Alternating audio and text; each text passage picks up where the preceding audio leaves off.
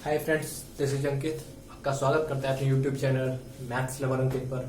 तो last lecture में हमने एफओएम के बारे में डिस्कस किया था थोड़ा सा, मतलब कि सेट चैप्टर को हम स्टार्ट करने से पहले कुछ उसके बेसिक्स हम जान लेना चाहते हैं, जो कि अभी तक हमने लोअर क्लासेस में पढ़े थे। जैसा कि आपने नंबर सिस्टम देखा था, मैंने प्रीवियस वीडियो में मैंने नंबर सिस्टम के बारे में बताया था, जितने भी टाइप्स के नंबर होते हैं। आई होप आपको अब नंबर आइडेंटिफाई करने में कोई भी डाउट नहीं होगा। आपके सारे डाउट क्लियर हो चुके होंगे मेरी लास्ट वाली वीडियो को देखने के बाद। तो अगर डाउट क्लियर हो चुके हैं तो पुरानी वीडियो पर जाके भाई एक बार थंब को जरूर प्रेस करके आना और चैनल को सब्सक्राइब करके आना। अभी जो हम पढ़ने वाले हैं, एक बहुत ही जाना माना, जिसको हम जानते हैं और बचपन से देखते आ रहे हैं, एक रूल जिसका नाम है कॉम्पोनेंडो एंड डिविडेंडो। ये भी हमने एफओएम के अंदर में इसको रखा गया है, फंडामेंटल ऑफ मैथमेटिक्स के अंदर में हमने इसको रखा है, कॉम्पोनेंडो एंड डिविडेंडो रूल। तो देखते हैं वो क्या होता है। तो हम बात करते हैं componendo and dividendo rule. Componendo and dividendo rule क्या होता है ये?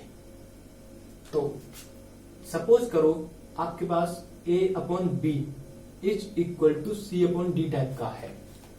a upon b is equal to c upon d type का है।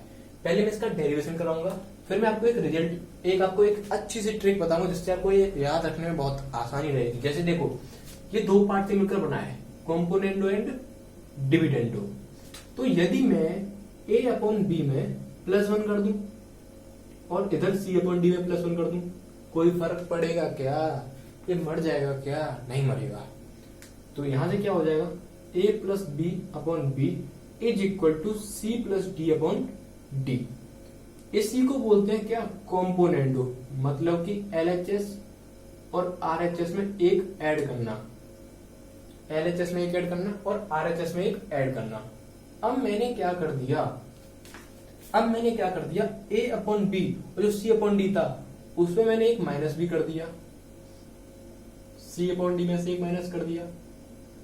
इसको बोलते हैं क्या? डिविडेंडो। इसको क्या बोलते हैं? डिविडेंडो। क्या बोलते हैं इसको? डिविडेंडो। अब मैंने क्या कर दिया, a minus b upon b is equal to c minus d upon d. This is your second equation. यदि मैं फर्स्ट डिवाइडेड बाई सेकेंड कर देता हूं, यदि मैं फर्स्ट इक्वेशन को सेकेंड इक्वेशन से डिवाइड कर देता हूं, तो आप देखोगे कि a plus b upon a minus b is equal to c plus d upon c minus d हो जाएगा। यही होता है आपका क्या? Componendo and dividendo rule. यही क्या होता है आपका? कॉम्पोनेंडो एंड डिविडेंडो रूल होता है कि नहीं? आपको याद आ रहा होगा, आपने लोअर क्लासेस में पढ़ा होगा। This is your componendo and dividendo rule. थोड़ा सा ये ब्लर हो गया है, हाँ अब सही है, एकदम मस्त, क्वालिटी बढ़िया है। ज्यादा बढ़िया क्वालिटी नहीं है मुझे पता है, क्योंकि मेरा जो फोन है ना वो बहुत ज्यादा लोअर स्टैंडर्ड का है। शायद होगा 200-250 रुपए का सा होगा मेरा फोन, 200-250 रुपए का होगा। नहीं भाई उसको छोड़ो, ये समझ में आया? a प्लस बी अपॉन, देखो ये मैंने इसका डेरिवेशन बताया है। एक्चुअली आपको ये याद रखना है कि यदि आपके दो एक्सप्रेशन या दो नंबर कुछ इस टाइप के दे रखे हो, तो according to componendo and dividendo rule ऊपर वाले को फिक्स कर लो, ऊपर वाले में ही नीचे वाले को जोड़ना है और ऊपर वाले में से नीचे वाले को घटाना। देखो ऊपर वाले को मैंने फिक्स कर दिया, ऊपर वाले में ही मैंने नीचे वाले को जोड़ा, प्लस भी कर दिया, और ऊपर वाले में से मैंने नीचे वाले को घटाया, ये माइनस भी कर दिया। सेम इधर साइड करना है, तो ऊपर वाले में ही जोड़ना है नीचे वाले को और ऊपर वाले में से नीचे वाले को घटाना है। यही आपका कॉम्पोनेंडो एंड डिविडेंडो रूल होता है। अभी एक थ्योरम और आपने पढ़ी होगी, हम उसको डिस्कस करने वाले हैं। क्या नाम है उस थ्योरम का? उस थ्योरम का नाम है आपका रिमाइंडर थ्योरम। पढ़ी है कि नहीं? 9th क्लास में पढ़ी थी, 9th क्लास की मैथ में पढ़ी थी कि नहीं? एक बार और रिवाइज करा देता हूँ उसको, रिमाइंडर थ्योरम को। भाई 2 मिनट रुकना यार, ये साला डॉग, हाँ तो उसको भगा के आया हूँ अभी डॉगी को। तो ये समझ में आया? अभी जो हम डिस्कस है, अभी हम रिमाइंडर थ्योरम के बारे में डिस्कस करने वाले हैं। एक उस पर प्रॉब्लम भी करेंगे, उसके बाद हम अपना करंट जो हमारा जो 11th क्लास में पढ़ना है, किसके साथ? जोश के साथ, वो है आपका सेट चैप्टर। सेट पढ़ना है, उसको भी अच्छे से समझेंगे, लेकिन उससे पहले रिमाइंडर थ्योरम भी देख लेते हैं। ये सब मैं आपको क्यों करा रहा हूँ? ये सब मैं मतलब आपको नॉलेज के लिए करा रहा हूँ ना, बस एंजॉय करो, मैथ है भाई, एंजॉय करो, कहीं ना कहीं काम ही आएगा। नॉन टेक में तो नहीं आता, टेक्निकल की तैयारी करोगे तब काम आ जाएगा। अभी एक थ्योरम और रह गया, रिमाइंडर थ्योरम, उसको भी देख लो भाई, कैसे भी करके उसको भी देख लो। रिमाइंडर थ्योरम वो क्या कहती है उसको समझते हैं ना।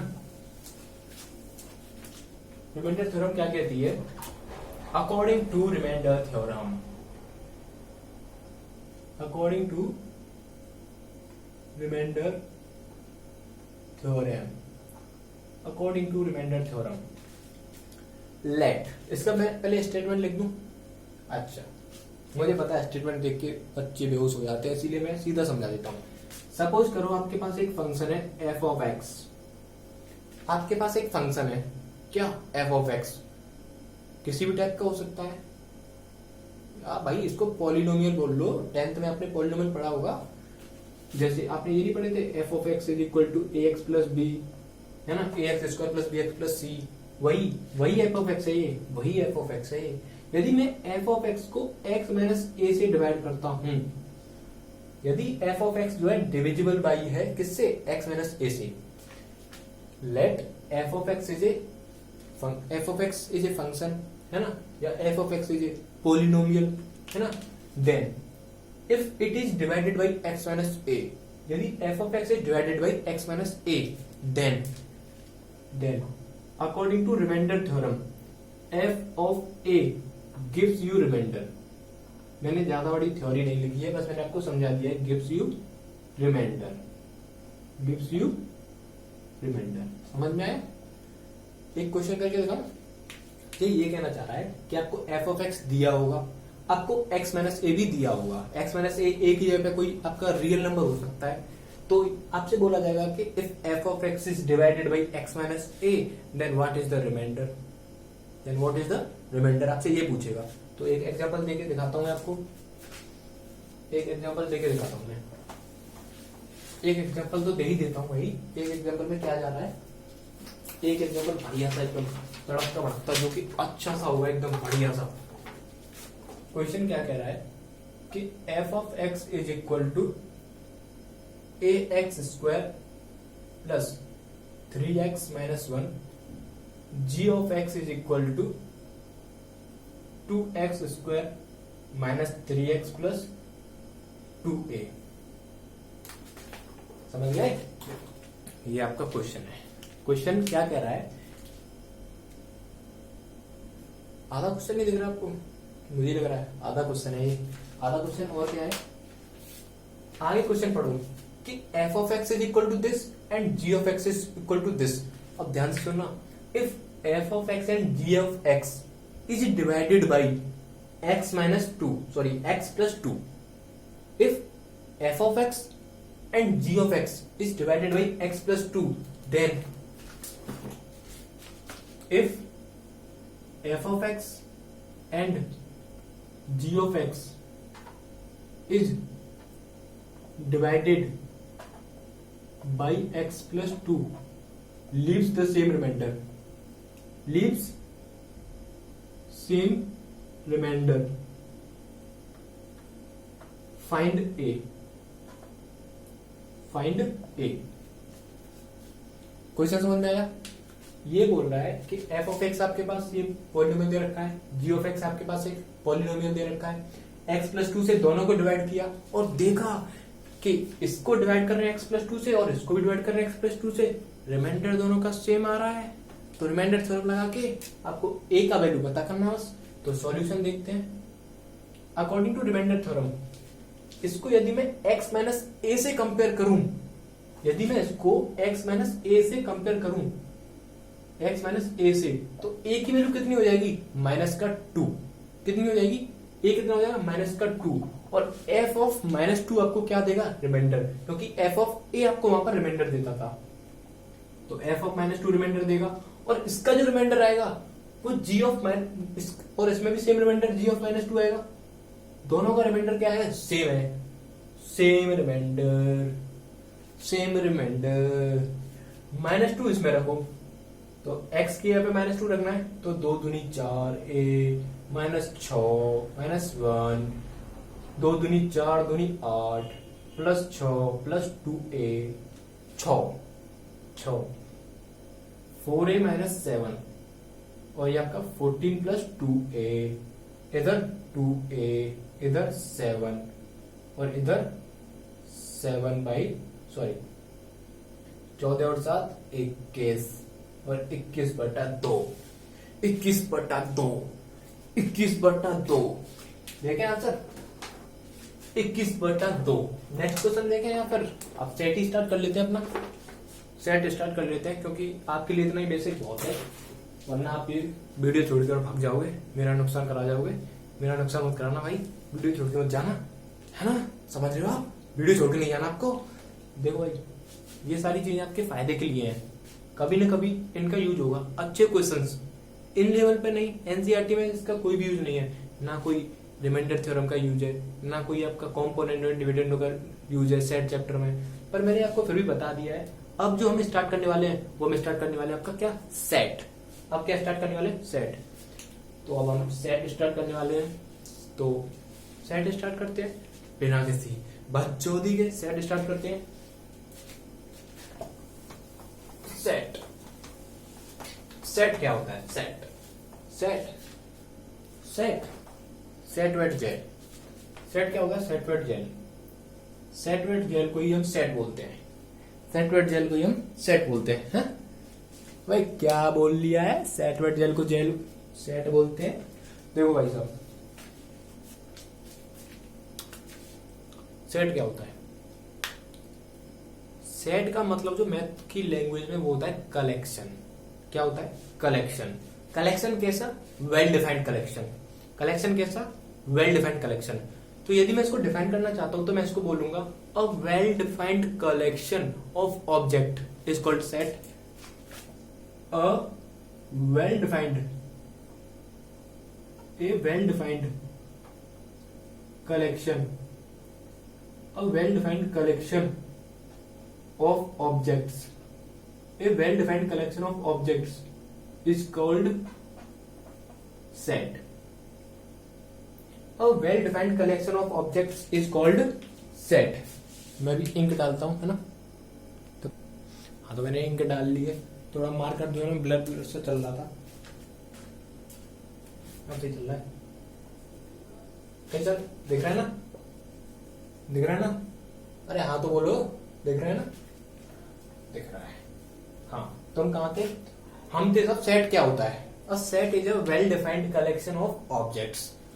इसको मैं यदि आपको प्रैक्टिकल लाइफ से जोड़ के देखूं तो जैसे आप बॉल खरीदने जाते हो, आप बॉल खरीदने जाते हो, क्रिकेट की बॉल खरीदने जाते हो, तो आपने देखा होगा कि बचपन में हम क्या करते थे, जो वो क्या है ना अपने आप डब्बा दे देता है कि ये लो इसमें से छांट लो तुम्हें कौन सी चाहिए। तो उसमें आप देखते हो कि रेड बॉल होती है, येलो भी होती है, ब्लू भी होती है, व्हाइट भी होती है। व्हाइट तो व्हाइट नहीं होती, पर हाँ डिफरेंट डिफरेंट कलर्स की आपकी बॉल होती है। मैक्सिमम टाइम्स येलो ब्लू ज्यादा आती है। तो वो भी क्या होता है, आपका सेट होता है। हम उसको डिफाइन कर सकते हैं ना भाई, हम उसको डिफाइन कर सकते हैं कि भाई इसमें आपकी रेड बॉल है, ब्लू बॉल है, मतलब ये बॉल्स का सेट है। लेकिन क्या आप ऐसे डिफाइन कर सकते हो कि कलेक्शन ऑफ स्मार्ट बॉयज, ये भाई ये कैसा कलेक्शन है? स्मार्ट बॉयज क्या होते हैं? कुछ नहीं होता भाई। स्मार्ट बॉयज को कोई डिफाइन कर सकता है क्या? कोई डेफिनेशन है स्मार्ट बॉयज की? हाँ, सेट ऑफ नेचुरल नंबर्स, इसको हम डिफाइन कर सकते हैं। तो नेचुरल नंबर्स का सेट भैया सेट होता है। तो मैं एग्जाम्पल लिख रहा हूं कौन कौन से आपके सेट होते हैं, कौन कौन से नहीं होते। तो आपका set of natural numbers, set of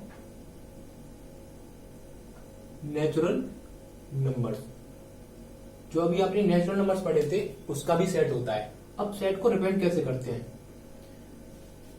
तो सेट को रिप्रेजेंट करने के लिए आपको दो कर्ली ब्रैकेट लगाने पड़ते हैं।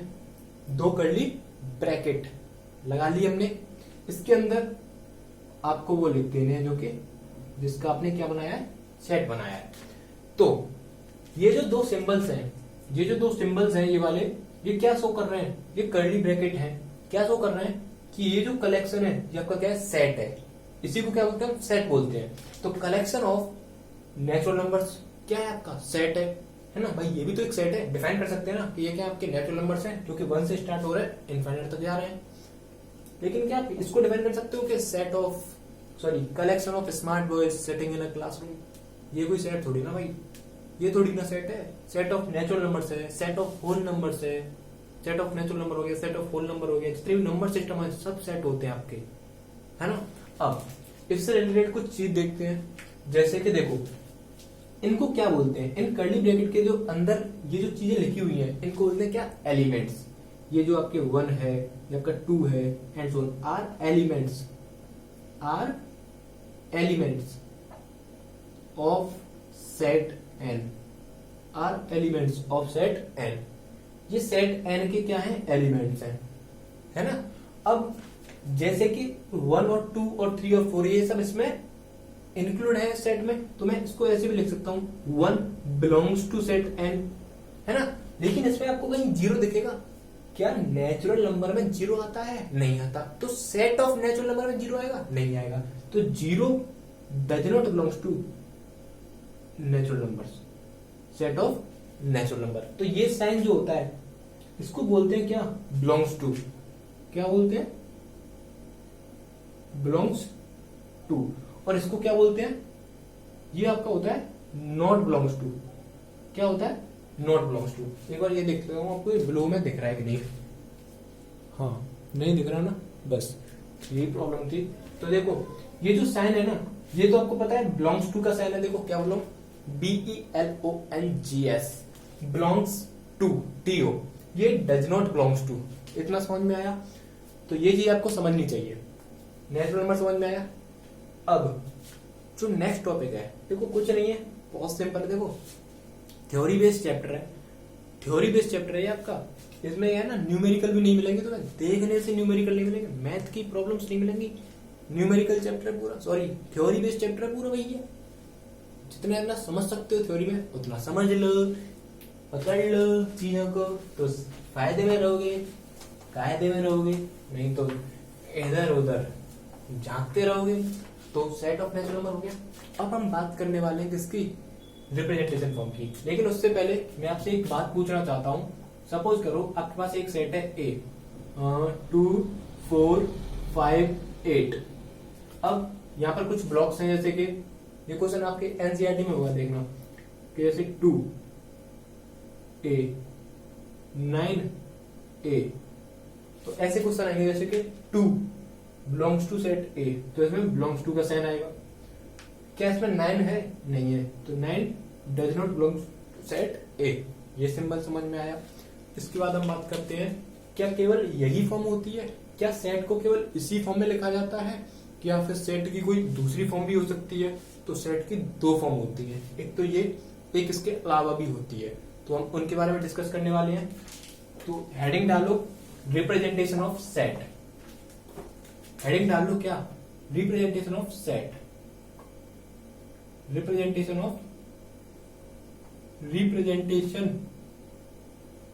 Of set. तो सेट की 2 रिप्रेजेंटेशन फॉर्म होती हैं, एक आता है आपका रोस्टर फॉर्म, एक आता है आपका क्या, रोस्टर फॉर्म, और एक आता है आपका second set builder form.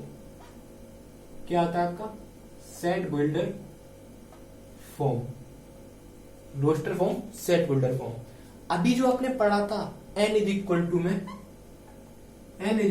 1 2 3 and so on, ये आपका एग्जांपल है किसका, रोस्टर फॉर्म का। ये आपका रोस्टर फॉर्म है, ये जो आपका दे रखा है ये वाला सेट जो है, ये आपका रोस्टर फॉर्म का एग्जांपल है। इसका एग्जांपल क्या होगा, इसका एग्जांपल ये होगा जैसे कि इसमें आपको ऐसा नहीं दिखेगा कि एलिमेंट दिखेंगे, है ना, उनके बीच में सेपरेशन होगा भाई कॉमा, ऐसा नहीं दिखेगा आपको। इसमें सेट तो दिखेगा, सेट तो दिखेगा, लेकिन इसमें कुछ इस टाइप का कुछ लिखा हुआ, मतलब कि इसमें एलिमेंट उसकी प्रॉपर्टी से मेंशन होता है। कैसे मेंशन होता है, उसकी प्रॉपर्टी से, जैसे कि x बिलोंग्स टू n। ये रोस्टर फॉर्म है, ये सेट बिल्डर फॉर्म है। इसको समझना, इसने क्या बोला है, x डिफाइन किया, x को कॉलन के बाद x बिलोंग्स टू n। क्या बोला इसने, x एक ऐसा एलिमेंट है, इसका मतलब क्या है, x एक ऐसा एलिमेंट है जो कि नेचुरल नंबर को बिलोंग करता है। तो यदि आप इसको लिखना चाहोगे तो आप इसको ये लिखोगे। क्या इसका मतलब ये नहीं होता, क्या इसका मतलब यही है और इसका मतलब यही है, तो दोनों ही एक ही बात है, बस क्या अलग है, रिप्रेजेंटेशन। ये सेट बिल्डर की फॉर्म में लिखा गया है, ये रोस्टर फॉर्म में लिखा गया है। अब इसी पर क्वेश्चन आएंगे कि आपको रोस्टर फॉर्म दी जाएगी, सेट बिल्डर फॉर्म में कन्वर्ट करिए, सेट बिल्डर फॉर्म दी जाएगी, रोस्टर फॉर्म में कन्वर्ट करिए। तो एक क्वेश्चन हम भी देख लेते हैं, इसी पर एक क्वेश्चन हम भी देख लेते हैं। आ जाइए, हमारी डायरी कहाँ गई, हमारी डायरी कहाँ गई, हमारी डायरी। एक क्वेश्चन देखते हैं, अच्छा सा खतरनाक सा क्वेश्चन, बढ़िया सा क्वेश्चन, खतरनाक सा क्वेश्चन। एक क्वेश्चन देते हैं हम आपको। क्वेश्चन कह रहा है कि a is equal to x, x is a prime number, x is a prime number, x is a prime number less than और इक्वल टू 5, लेस देन और इक्वल टू 5, लेस देन और equal to 5। ये कोई आपको set है। अब बताना ये कौन सी फॉर्म है, बताओ ये कौन सी फॉर्म है। मैंने भी आपको दो फॉर्म बताई थी, रोस्टर फॉर्म और सेट बिल्डर फॉर्म। कमेंट में बताइए कौन सी फॉर्म है ये आपकी सेट बिल्डर फॉर्म है। क्वेश्चन ये है कि ये सेट बिल्डर फॉर्म में तो रखा है, आपको ये रोस्टर फॉर्म में कन्वर्ट करना है। कैसे कन्वर्ट करोगे, तो दिस इज इक्वल टू, उन्होंने क्या बोला है, x, तो x मतलब आपका एलिमेंट होता है। अब उसकी प्रॉपर्टी क्या x की, x कैसा है नेचर में, x का व्यवहार कैसा है, x का बिहेवियर कैसा है, वो सब इस कॉलम के बाद पता चलता है हमें। जैसे इसमें पता चला था कि x एलिमेंट तो है, लेकिन कैसा एलिमेंट है वो कॉलम के बाद उसका डेफिनेशन होता है। कॉलम के बाद मतलब प्रॉपर्टी डेफिनेशन जो भी है। अब x is a prime number less than और इक्वल टू 5, तो x एक प्राइम नंबर है, तो आपका 2 एक प्राइम नंबर होता है। अब आगे कहां तक जाना, उसने बोला लेस देन और इक्वल टू 5, तो उसने बोला लेस देन है और इक्वल भी है, तो हमें 5 इंक्लूड करना है। तो ये आपका सेट बिल्डर फॉर्म है और ये आपका रिप्रेजेंटेशन फॉर्म है। Set builder form, representation form. इतना समझ में आया, इतना समझ में आया। एनसीईआरटी का पहला एक्सरसाइज उठाओगे, इसी टाइप के क्वेश्चन दे रखे हैं।